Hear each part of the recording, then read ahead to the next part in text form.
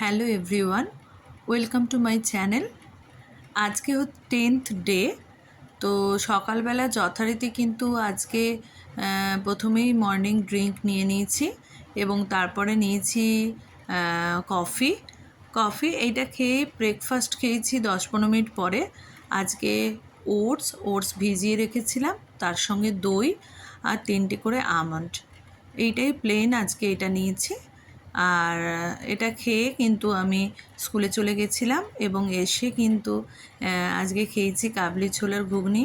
যদিও এটা আমার বানানো নয়, আমার শাশুড়ি মা আজকে এটা বানিয়েছেন দিয়েছে, তো ভাবলাম আজকে আর পেয়ারা খাবো না, ঠিক আছে। কাবলি ছোলাটা খুব ক্যালোরি কম হয়, তো এই ঘুগনিটা খেয়েছি এবং খেতেও খুব ভালো।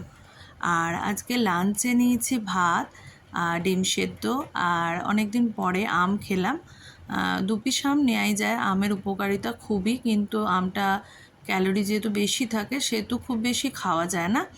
আর নিয়েছি পার্শে মাছের ঝাল, আলু পটলের তরকারি, একদম কম তেল দিয়ে রান্না, যার জন্যই কিন্তু দেখতে ওরকম, দেখবেন একটা তেল দিয়ে রান্না করলে সেটা দেখতে অন্যরকম হয়, কিন্তু টেস্টি হয়েছে। আর ডাল করেছি লাউ দিয়ে, আর তার সঙ্গে হচ্ছে দই।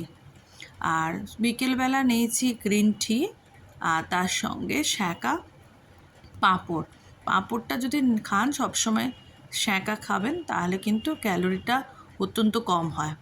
আর সন্ধেবেলা কিছু খাইনি, রাত্রে ডিনারে 2টো রুটি, আর তার সঙ্গে দই, আর হচ্ছে যে স্যালাড, আর তার সঙ্গে সব রকমের একটা সবজি দিয়ে, পনির দিয়ে একটা একদমও হালকা একদমও একটা তরকারি করেছি। খেতে খুবই টেস্টি এটা।